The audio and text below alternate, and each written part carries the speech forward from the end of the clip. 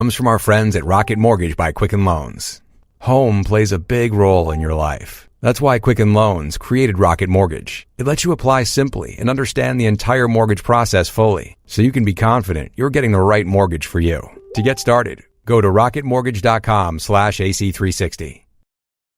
Support for AC360 comes from GoToWebinar, a trusted webinar platform with over 55,000 customers who have hosted over 2.3 million interactive web events to connect with their audiences. For more, visit gotowebinar.com/podcast. Good evening from Washington, where a big shoe has just dropped in the Russia investigation. Testimony that could bolster the credibility of the fired FBI Director James Comey, could corroborate his account of what happened between himself and the president, and could directly undermine a key claim the president made about it on more than one occasion. Look at this. People suggest that the question that apparently the New York Times is selling, that you asked Comey whether or not you had his loyalty, was possibly inappropriate. Could you see how they would think that? I read that article. I don't think it's inappropriate. Number one, did you ask that question? No, I didn't. But I don't think it would be a bad question to ask. I think loyalty to the country, loyalty to the United States is important. You know, I mean, it depends on how you define loyalty. Number one. Number two, I don't know how that got there, because I didn't ask that question. I hardly know the man. I'm not going to say, I want you to pledge allegiance. Who would do that? Who would ask a man to pledge allegiance under oath? I mean, think of it. I hardly know the man. All right, so that's the claim. He never asked Director Comey for a loyalty pledge, but there's breaking news on that tonight from testimony the FBI's deputy director gave to the House Intelligence Committee. Let's go up to Capitol Hill. CNN's Manu Raju is joining us with the very latest. Manu, what are you hearing from your sources about what happened behind closed doors with the FBI deputy director, Andrew McCabe? Well, he was asked earlier this week when he met with the House Intelligence Committee about these conversations with James Comey, his former boss, who was, of course, FBI director when Andy McCabe was the deputy director then and is now. And what McCabe told the House Intelligence Committee was that James Comey, in fact, did tell him about these conversations with President Trump. If you recall, Comey has testified under oath that he had multiple conversations with the president. There was an ask for loyalty. The president asked him to pledge loyalty, asked him to suggest that he should maybe back off his friend and the fired former national security advisor, Michael Flynn. And what we were told from multiple sources with direct knowledge of McCabe's testimony is that McCabe, in fact, confirmed that Comey told him this directly. Now, when Comey testified before the Senate Intelligence Committee, Wolf, he said that he told his senior leadership about this, but he did not say that he told McCabe about it. So this is the first time we're hearing that McCabe potentially could be a contemporaneous witness disputing the president's account if the special counsel, Robert Mueller, does decide to look into this further. It does decide to look into the firing of James Comey. Perhaps he'll ask McCabe his impression of what happened, because according to McCabe, Comey told him all about this at the time, and he could be a contemporaneous witness, Wolf. Potentially very significant. What can you tell us, Manu, about McCabe's relationship with the Republicans? Well, a number of Republicans have been critical about McCabe. They do not believe that he's been necessarily a fair arbiter at the FBI. And particularly, they don't like the way the email investigation was handled, the Clinton email investigation was handled. And that was one reason why he was brought behind closed doors before two House committees today. He actually just left, Wolf, after spending 9 hours behind closed doors, his second testimony this week. And in large part, he was asked about the Clinton email investigation. And what I'm told from Republicans who left the room, including the Republican Jim Jordan, is that it reinforced their belief that Clinton was treated favorably by the FBI, by the FBI's decision not to pursue any charges against Clinton for her handling of her emails and her private email server. So the question is whether or not McCabe essentially eased any of the criticism from Republicans. Uncertain about that, because heading into this, Wolf, some Republicans were saying that he should step aside, including the Senate Judiciary Chairman Chuck Grassley said he should step aside from this job. But this is just the beginning of this investigation from this House-led, these two committees, Wolf, who want to look into possible FBI bias in their decisions during the 2016 campaign. Yeah, lots of important developments. Manu, thank you very much. Our political and legal team is here with us. Former Trump campaign senior advisor Jason Miller, former Clinton campaign manager Robbie Mook, CNN chief political analyst Gloria Borger and our chief legal analyst Jeffrey Toobin is with us as well. Jeff, how big of a deal is this? Well, it's very important because, remember, the core of the obstruction of justice investigation here is whether James Comey was improperly pressured to lay off the Russia investigation, whether he was improperly pressured by the president. Part of that is whether he was asked for loyalty. Of course, it ends with Comey being fired. But the question of whether he was pressed for loyalty is very important. The president very clearly, as we saw in that interview with Jeanine Pirro, said it never happened. Comey said it happened. Comey said he wrote contemporaneous memos about his recollections of these conversations. And now it appears McCabe is corroborating Comey's versions of those conversations. All of that is powerful evidence that Comey was pressured to stay loyal to the president. It doesn't seal the case. It's not a smoking gun, but it is certainly evidence that tends towards the theory that some kind of obstruction of justice occurred here. Interesting. Gloria, what's the latest sense you're getting on what President Trump thinks about the Deputy FBI Director Andrew McCabe and whether this news of McCabe's testimony could further exacerbate the tensions between the president and the FBI? Well, the president didn't think much of Andrew McCabe going into this testimony. He's probably going to think less of him coming out of it. I mean, you'll remember last July, the president was tweeting about McCabe saying, why didn't Attorney General Sessions replace acting FBI Director Andrew McCabe, a Comey friend who was in charge of the Clinton investigation, et cetera? And anything that corroborates something that Comey said is not going to sit well with the White House. I think the question is how angry will this make the president also about Jeff Sessions, who did not replace McCabe. The president believes that McCabe is a Democrat, that his wife ran for a Democratic seat in Virginia. Hillary Clinton donated $700,000 to his wife. And so the president believes McCabe was biased from day one. I want to point out, however, that Chris Wray, the new head of the FBI, has pushed back on suggestions that McCabe operates in any kind of a biased way at the FBI. Robbie, you wanted to say... Well, I think it was Terry McAuliffe that made a contribution. Oh, that's right. Not Hillary Clinton. The governor of Virginia. Sorry, you're right. Donated to Terry McAuliffe. Terry McAuliffe, who is completely separate from Hillary Clinton. Right. It was a Virginia state race. And Terry McAuliffe is the Democratic governor of Virginia. He's the head of the Democratic Party. It is not unusual for the head of the Democratic Party in Virginia to give to candidates running in Virginia. Jason, you're a Trump loyalist. How concerned are you about this testimony that presumably corroborates what James Comey was saying, and some of that potentially could be at the heart of any obstruction of justice case? Well, not at all. I mean, of course, former Director Comey is going to give the same story to Deputy Director McCabe as he would have put down in his notes. But it's also important to keep in mind that former Director Comey essentially cleared Secretary Clinton even before she came in for her interview over 4th of July last year. But taking a step back for a moment here, I think there's one thing to keep in mind.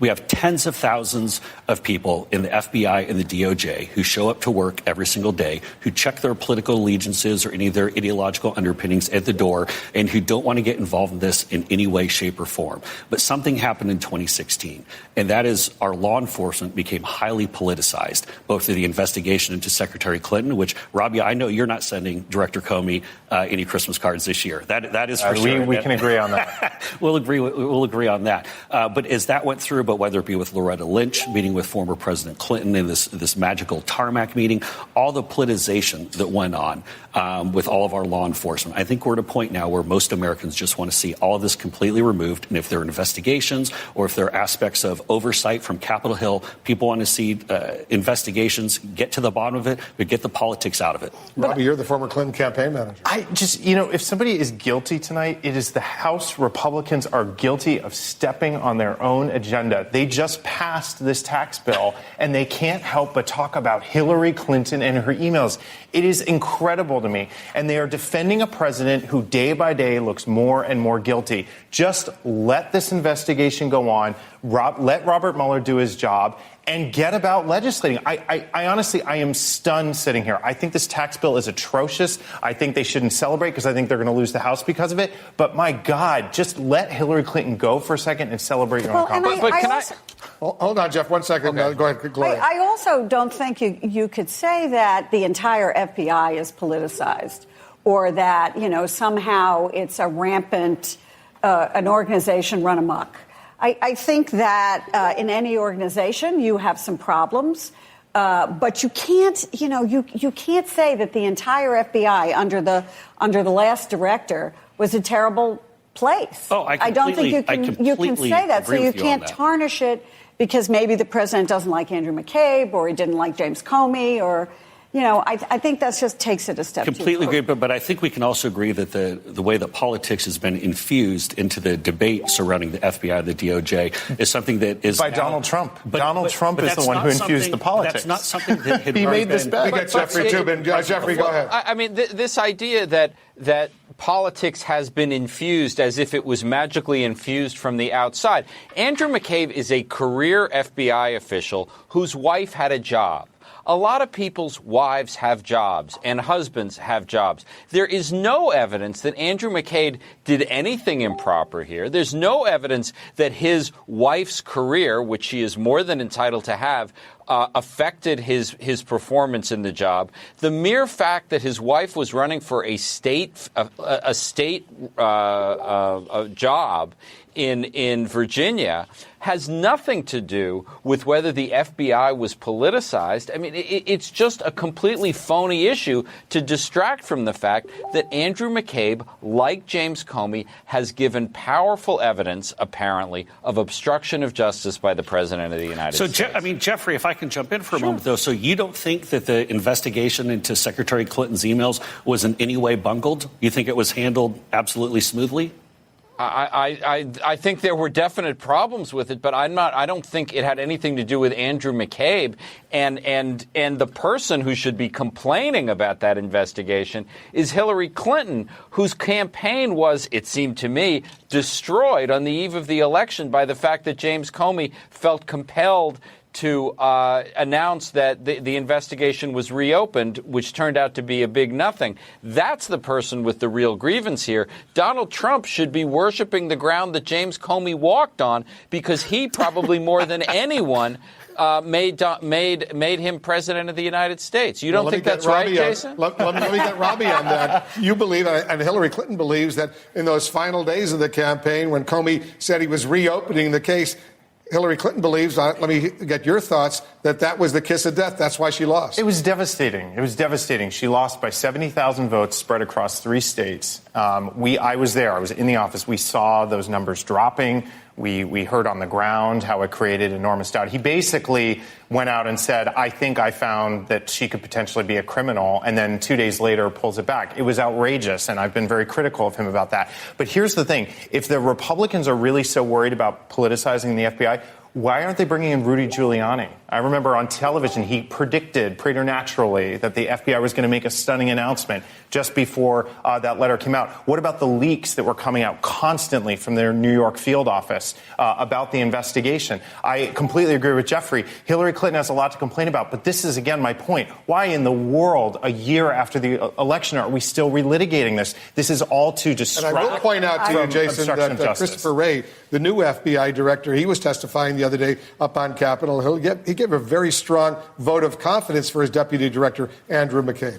Well, I mean, where I would actually agree with Robbie is I think the timing of this, I mean, I have no idea what the House Republicans were thinking with scheduling this for today and why they're doing it now. I heard some different things that maybe they were going to actually be getting into some more of the whole dossier issue and why the heck there may have been government funds going to this or who knew what and when. But the bottom line is, with such a huge win off of tax cuts, and this is the only thing that anyone with an R by their name should be talking about heading into the holidays. So I would agree with you on that. But going back to my broader point earlier, whether it be the FBI or the DOJ or anyone in law enforcement, we got to get the politics out of it, and the fact that we might have senior folks at the DOJ going to Hillary Clinton's election night party. I mean, I'm sure probably in retrospect probably wasn't all that fun. But we need to take all of this out of it and let law enforcement do their job and not have these few people who are getting highly political. Then why does Donald Trump politicize every single time? Why did he fire James Comey after he wouldn't take a loyalty pledge? Why is he the one who's constantly attacking the FBI over political issues?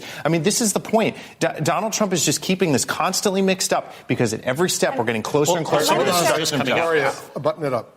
But let me say one thing. I mean, you have the president criticizing the FBI every single day. You have the attorney general not saying a word about it.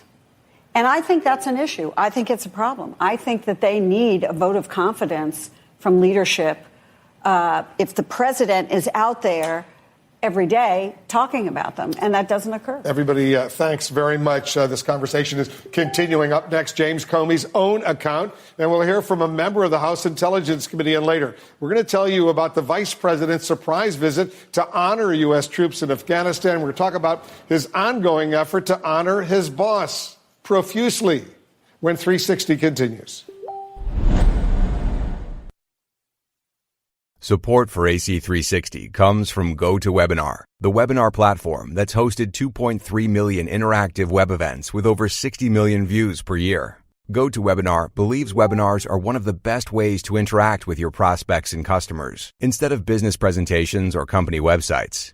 Turn your next presentation into a conversation with GoToWebinar. For more information, visit gotowebinar.com/podcast. Tonight's breaking news, a potential bombshell in FBI Deputy Director Andrew McCabe's testimony before the House Intelligence Committee. 14 hours of grilling and all. And now multiple sources from both parties say he told lawmakers that fired FBI Director Comey spoke with him at the time about conversations Mr. Comey, had with the president. Mr. McCabe's testimony under oath backs up Director Comey's claim that the president asked for his loyalty. In a moment, we'll speak with a member of the Intelligence Committee, Democrat Jim Himes. First, here's the relevant portions of James Comey's testimony when he talked about meeting the president over dinner multiple times and how he says the request for loyalty came up.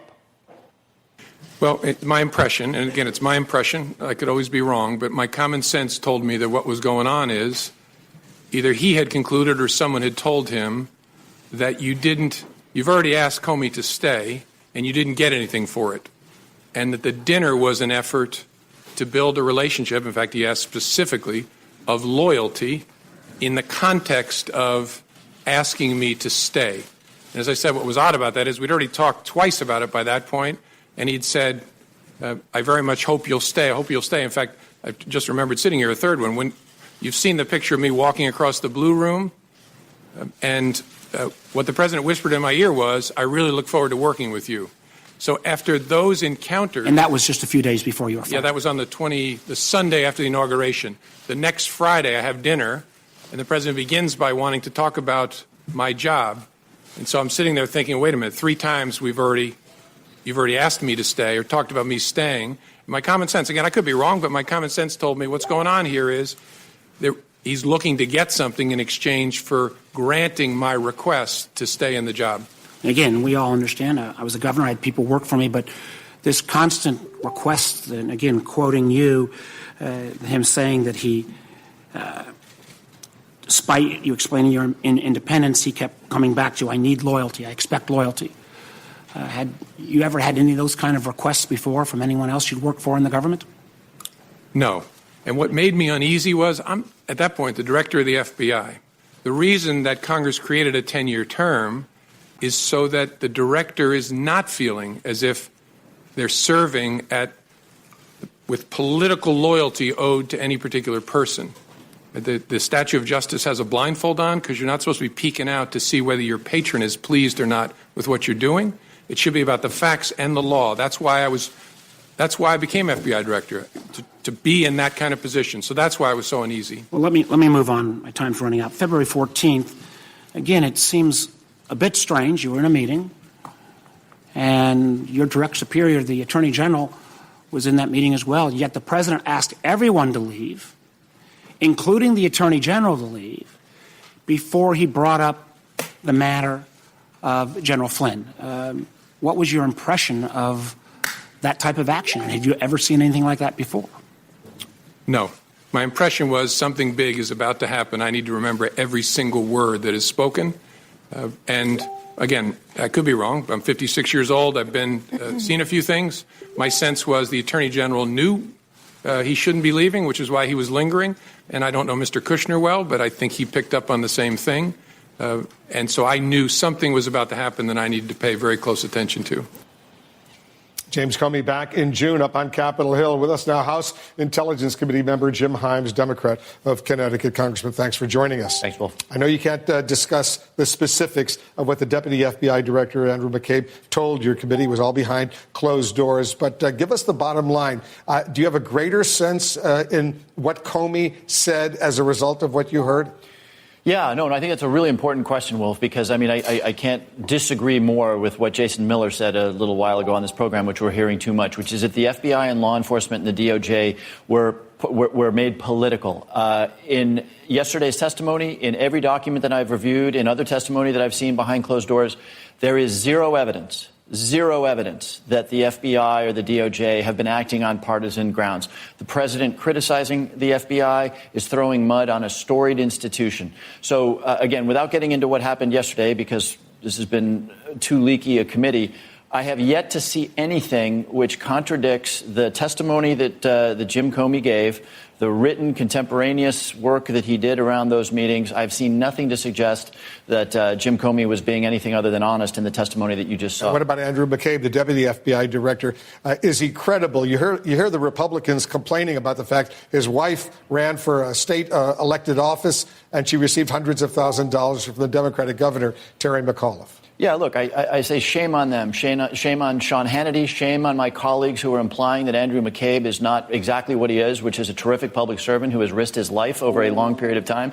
Look, you can't judge somebody's credibility in a matter of hours, but there was nothing in his testimony, nothing in his demeanor that suggests that he is anything other than a very dedicated public servant. Wolf, FBI agents, like CIA agents, like United States Marines, like members of Congress, have political and partisan opinions. And we've heard that. We've seen that. What happened when a couple of FBI investigators were shown to have exchanged partisan opinions? Mueller fired them immediately, which is exactly what should happen. So, yes, of course they have political opinions. Everybody does. But there is not one iota of evidence that this investigation has been, or that the FBI or the DOJ have been tarnished by partisan bias. What they're alleging of the Republicans is going back to the Hillary Clinton email investigation, that there was a partisan amount of support for Hillary Clinton, that Comey, McCabe, and others sort of watered down the entire investigation to help Hillary Clinton. That's what the Republicans are alleging. Well, it's interesting. If you look at the whole, admittedly, very unusual steps that Jim Comey took in first announcing that there was an investigation, saying the investigation was over, and then subsequently right before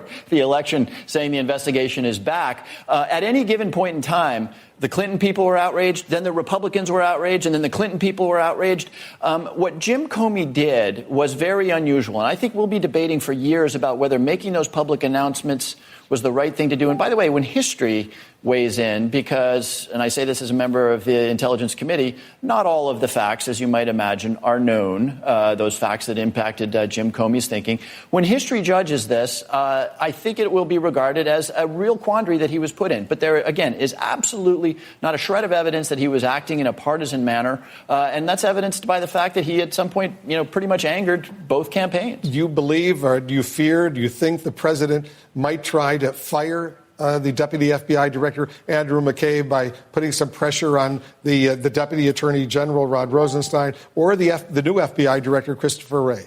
I really do. I mean, of course, right? We've seen the president's tweets in which he has slandered Mr. McCabe, who, as far as I can tell, is a guy who could have been in the private sector making a ton of money, but instead chose to put his life at risk to protect all of us. The president of the United States has slandered this individual, and I say this again, probably with more knowledge than most Americans, with absolutely zero evidence. Yes, his wife, I guess, decided to run for public office. Are we going to make a rule that if your spouse decides to run for public office, you're therefore not able to do your job? It's sort of an absurd notion. What can Congress do, if anything, if Andrew McCabe is fired?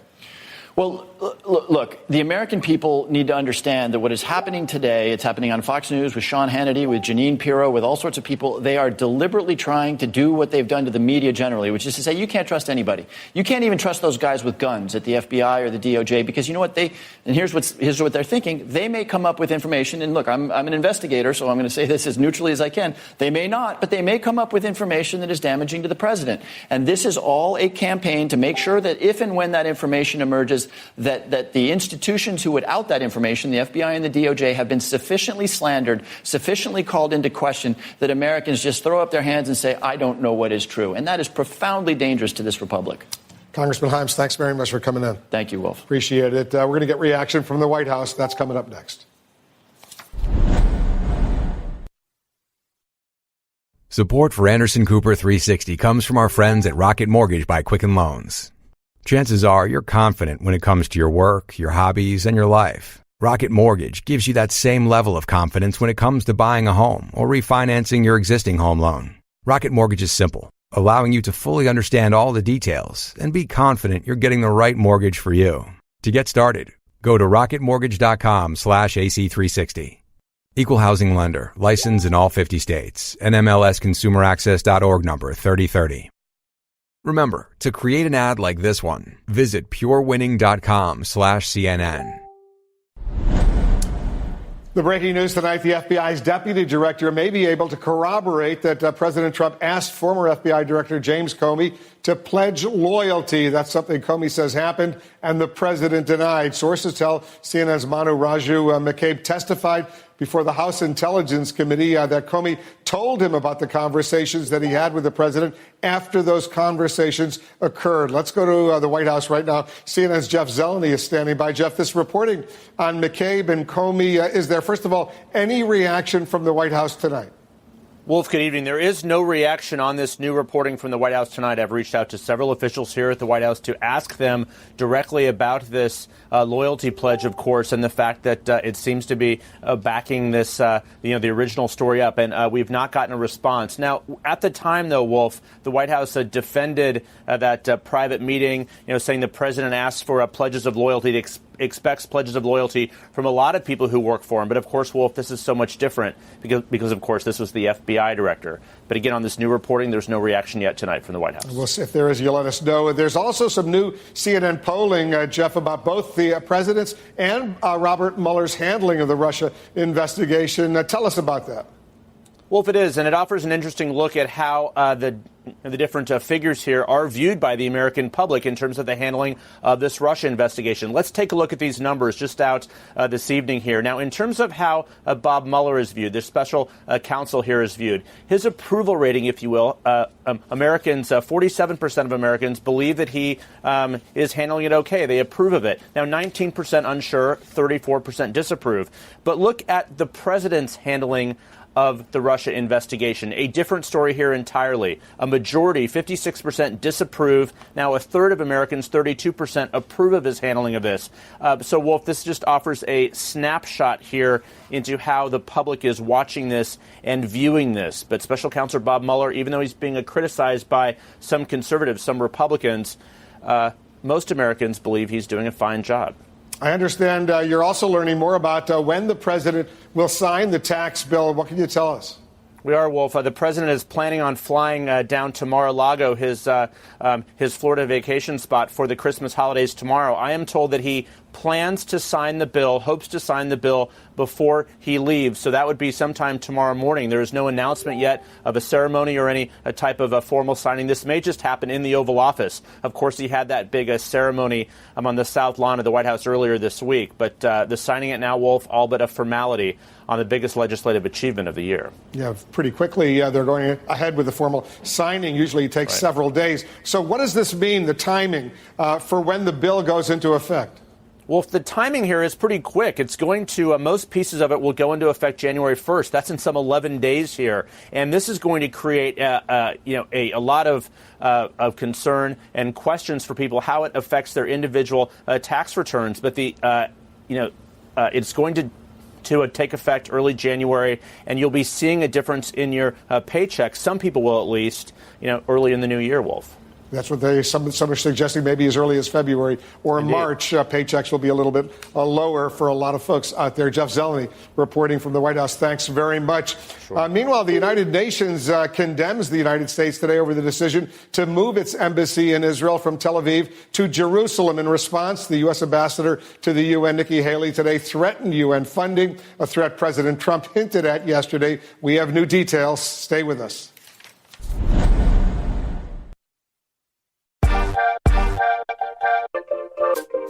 Hello there, I'm Alicia Malone, host of the Filmstruck podcast, a show made by film lovers for film lovers. Each episode, I sit down with the creative people behind today's movies to talk about their work and why they wanted to make movies in the first place. Subscribe today and listen wherever you get your podcasts. Bye!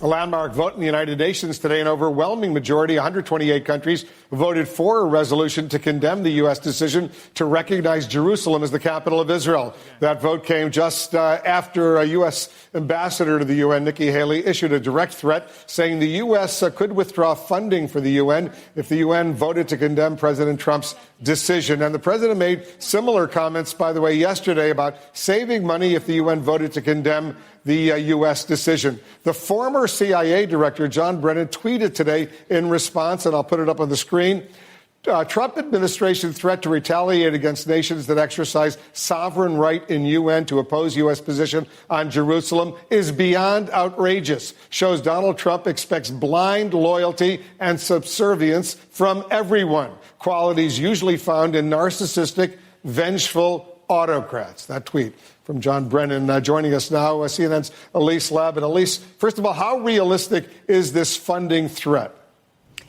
Wolf, I think it's pretty much an empty threat. I mean, let's be honest.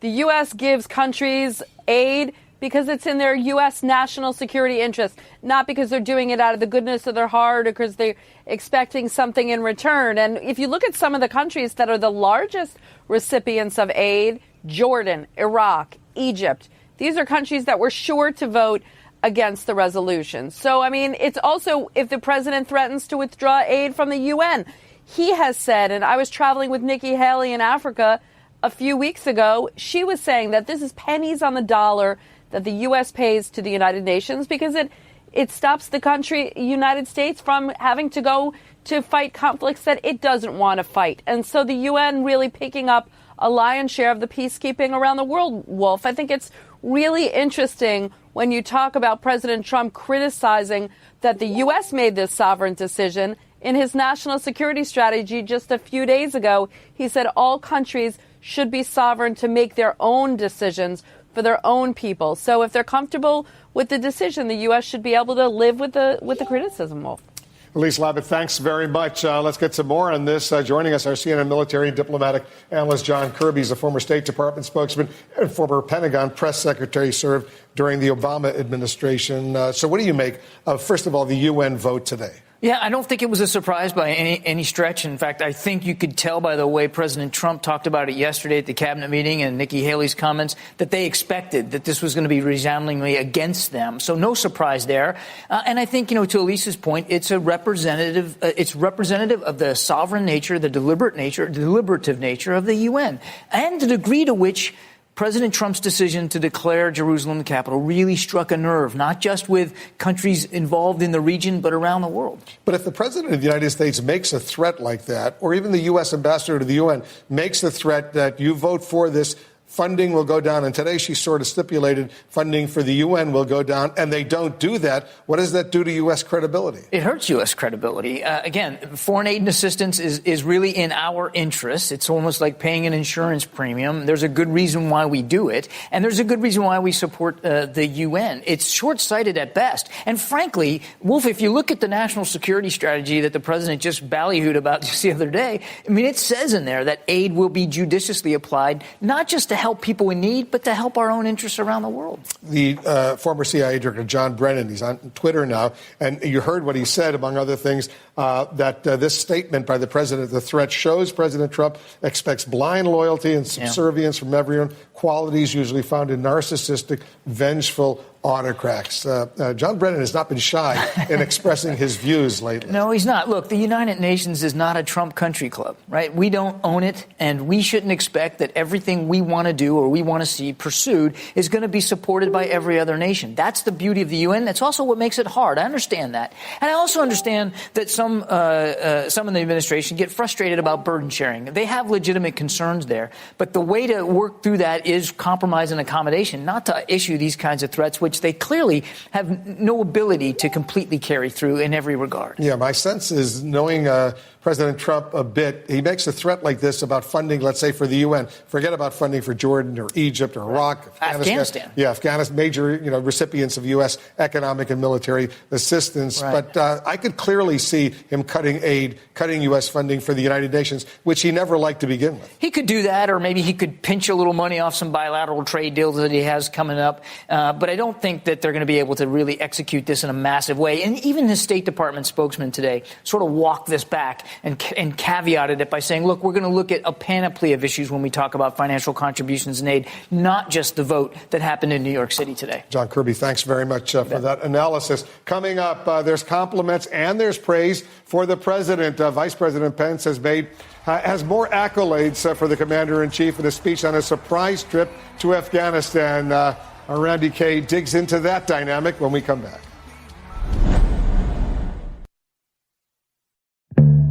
I'm Lawrence Scott with NBA Sound System, and our latest episode here during the holidays is chock full of Southwest flavor as we hear from Mavericks rookie Dennis Smith Jr., plus dive deeper into a Q&A with longtime Slam Magazine staffer Svi Chwerski. Plus, Pelicans broadcaster Joel Myers joins us from New Orleans. Subscribe to NBA Sound System on Apple Podcasts, and to stream the show, visit our homepage at nba.com/soundsystem. President Trump paid a holiday visit to wounded troops today over at the Walter Reed Medical Center in Maryland. He called the service members there some of the bravest people in the world.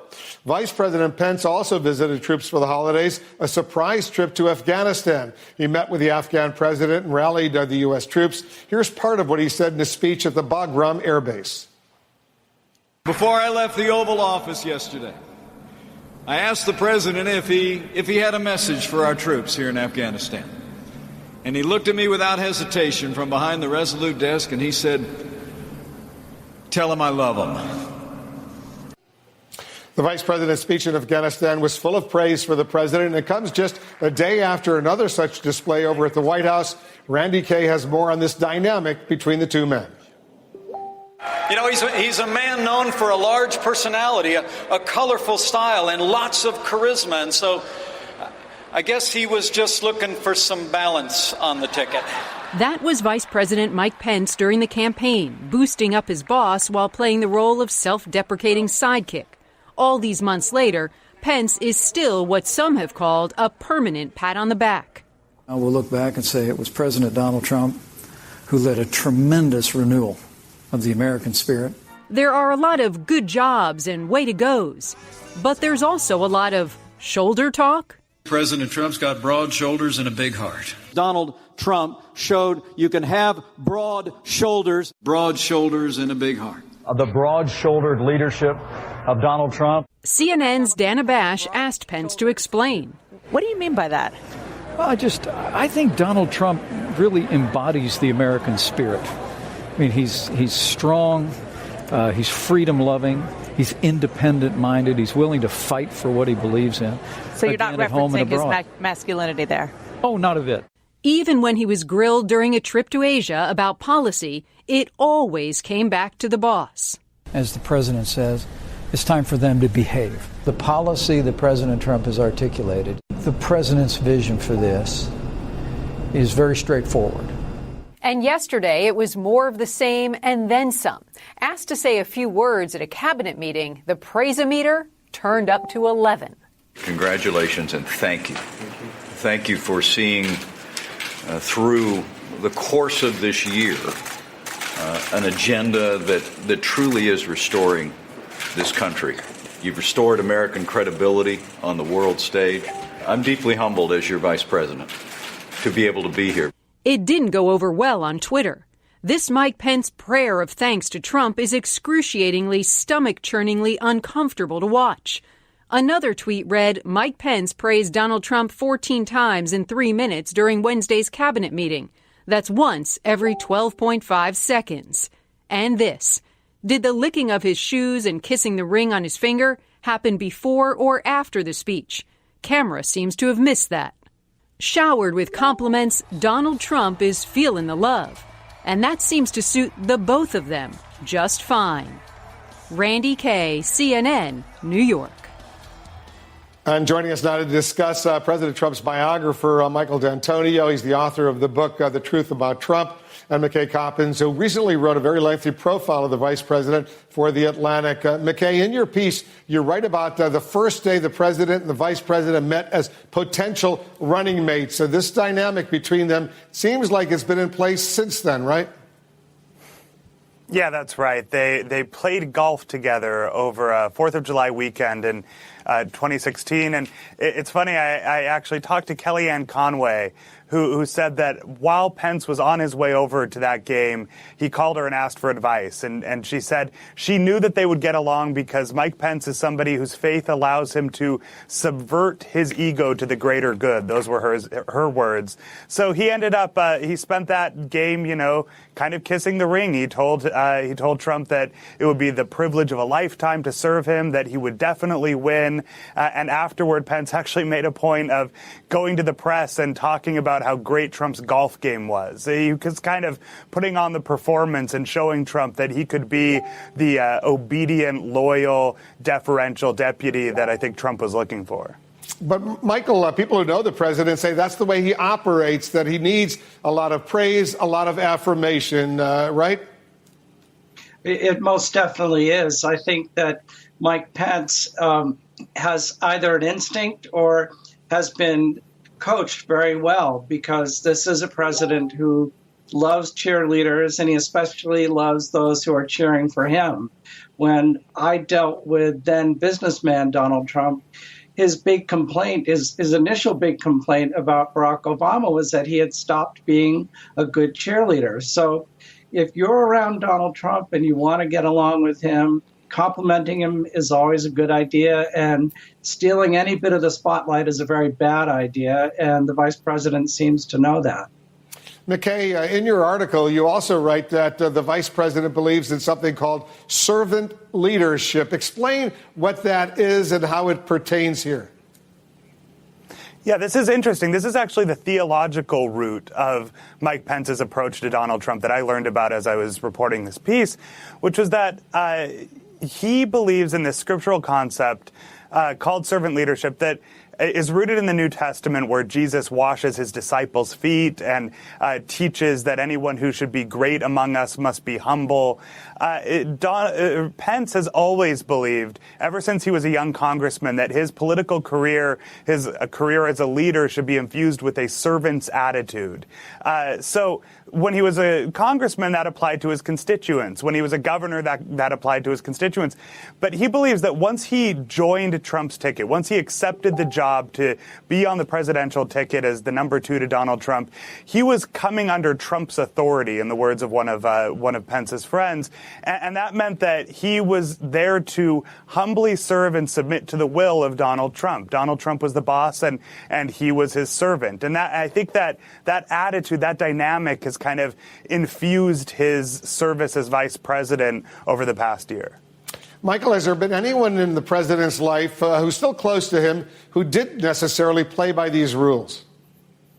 I think there have been very few people, certainly no one who worked for him, failed to play by these rules. And if they did, they didn't stay around very long. The president has said that he actually hates to fire people, despite the catchphrase of The Apprentice, you're fired. He's not comfortable with actually firing people himself, but he'll have someone do it if he's displeased. So in this case, I think we're seeing something consistent with the president's values. And I think what McKay points out about Vice President Pence viewing himself as serving President Trump would please Donald Trump very much. He actually equates himself with the government and then the nation writ large. So his attitude, as I think he expressed it when he was talking about the Comey affair, is that if I'm asking for loyalty, it might be loyalty to me, but I'm actually standing in for the country. And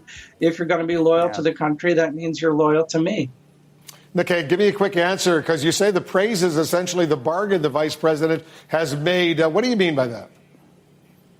Well, right. This is important. You know, Pence may very well be as impressed by Donald Trump as he says he is in public, but he also knows that this is the price of power for him. The closer he is to Trump, the more able he is to advance an agenda that he cares about, and the way that he does that is by maintaining the president's ear and submitting to him and performing his loyalty to him. Guys, good discussion. Thanks very much. We'll be right back.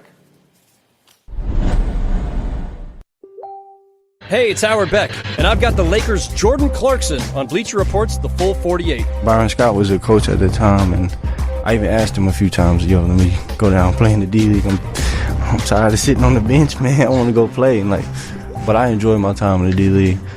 Definitely helped me transition faster when I got to play in the league, and it really helped me. So check out The Full 48 now on the Bleacher Report app or subscribe at Apple Podcasts.